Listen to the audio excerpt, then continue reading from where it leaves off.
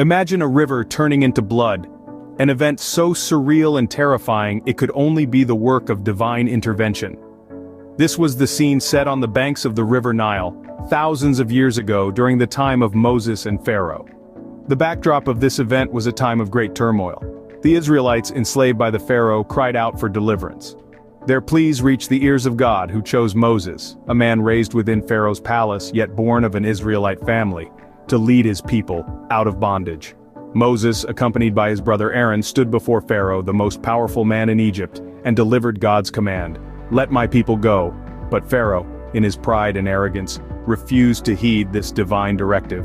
His heart was hardened, his spirit unbowed. He demanded proof of this God who dared to challenge his authority.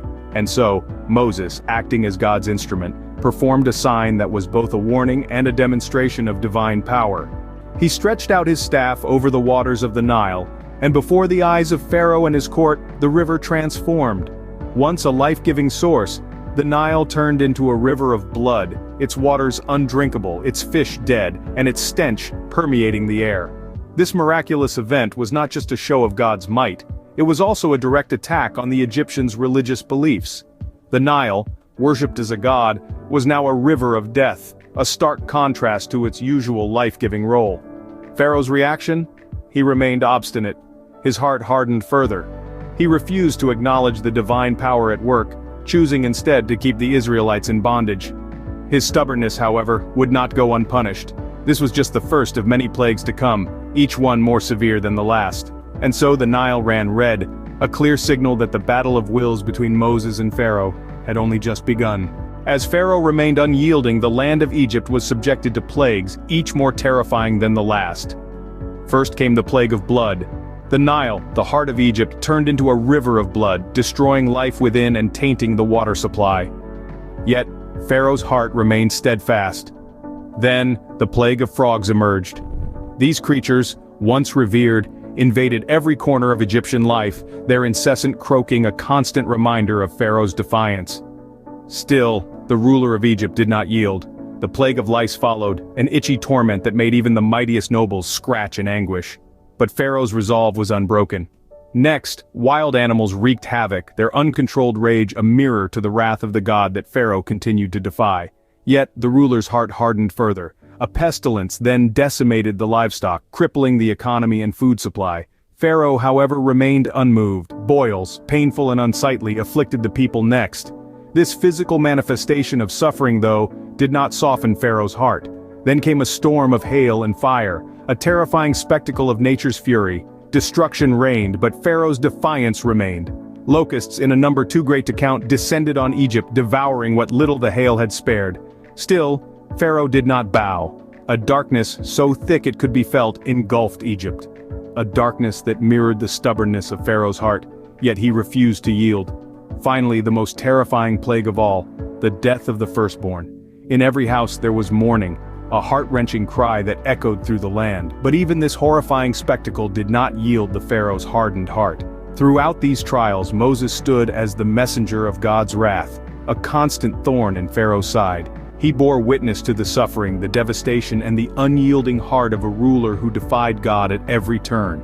With every plague, the might of Pharaoh was challenged, and with every challenge, his heart hardened even more.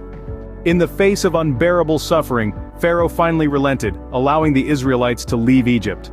This marked the beginning of a journey that would etch itself into the annals of history as the Exodus. The Israelites, led by Moses, embarked on an arduous journey through the harsh desert. Their destination was the Promised Land, a place flowing with milk and honey, promised to them by God. However, the journey was not without its trials and tribulations. The desert was unforgiving, its searing heat and relentless sandstorms testing the resolve of the Israelites. But they persevered, their faith in Moses and God's promise unwavering. As they journeyed, they reached the shores of the Red Sea, a seemingly insurmountable obstacle standing between them and their destiny. But Moses, with unwavering faith, raised his staff and the sea parted, creating a path for the Israelites to cross. It was a miracle that left the Israelites in awe, their faith in Moses strengthened even further. However, Pharaoh in his arrogance had a change of heart. He could not bear the thought of his slaves escaping and decided to pursue them, leading his army into the desert. As the Israelites crossed the Red Sea, they could see Pharaoh's chariots closing in, their hearts filled with fear. But Moses urged them to keep moving, assuring them that God would protect them, and protect them he did. As soon as the last Israelite had crossed, the sea closed, swallowing Pharaoh's army whole. It was a sight that filled the Israelites with a sense of awe and relief. Their oppressors were no more, their freedom finally secured. The Red Sea closed behind them, swallowing Pharaoh's army whole. The Israelites were free at last, their faith in Moses unshaken. This event marked a turning point in their journey, a testament to their unwavering faith and the divine intervention that guided them towards their destiny. On Mount Sinai, Moses received God's law, a set of rules that would guide the Israelites in their new life of freedom. This momentous event marked a pivotal chapter in the narrative of the Israelites, setting the course for their moral and societal development. Known as the Ten Commandments, these divine decrees would become the cornerstone of their faith, a set of absolute laws that would govern their conduct and shape their collective conscience. These weren't just rules, these were divine principles, a sacred pact between God and his chosen people. The first 4 commandments emphasize the relationship between God and the Israelites. They enshrine monotheism, prohibit idolatry, discourage misuse of God's name, and set aside a day for rest and worship. The remaining 6 commandments focus on the interpersonal relations among the Israelites, establishing a sense of social order and mutual respect. They prohibit murder, adultery, theft, false testimony, and covetousness, while also enshrining honor for one's parents. Moses, the humble shepherd, was chosen as the intermediary, the divine conduit between God and his people. He became the lawgiver, the one entrusted with the responsibility of communicating these commandments to the Israelites. He was to shape and mold this group of former slaves into a cohesive, moral, and God-fearing society. The impact of the 10 Commandments was profound. They provided a moral framework that helped the Israelites navigate their newfound freedom. They served as a constant reminder of their covenant with God, a testament of their divine calling and responsibility. These commandments transcended time and space, influencing societies and legal codes far beyond the Israelites.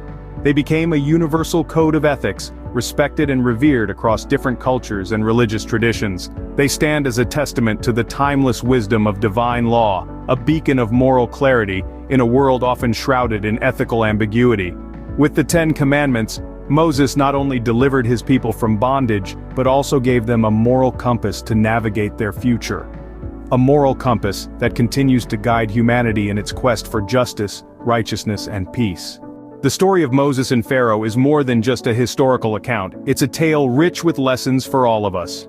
As we delve into the depths of this story, we first unearth the power of faith.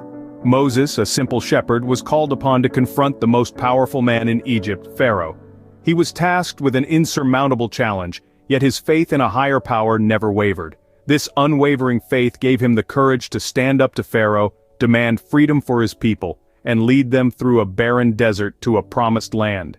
His story serves as a reminder that faith can empower us to confront our fears and overcome the most daunting of challenges. But the story doesn't stop at faith alone. It also shines a harsh light on the consequences of arrogance. Pharaoh, blinded by his own power and pride, refused to acknowledge the divine signs and warnings. His obstinacy led not only to his downfall but also to great suffering for his people. This narrative warns us of the dangers of hubris, reminding us to practice humility and heed the signs around us. Finally, the story underscores the importance of moral law. The 10 Commandments given to Moses on Mount Sinai form the cornerstone of ethical conduct for millions around the world. They guide us to lead lives marked by kindness, honesty, and respect for others. In a world often marred by moral ambiguity, these timeless principles offer a beacon of light, guiding us towards righteousness.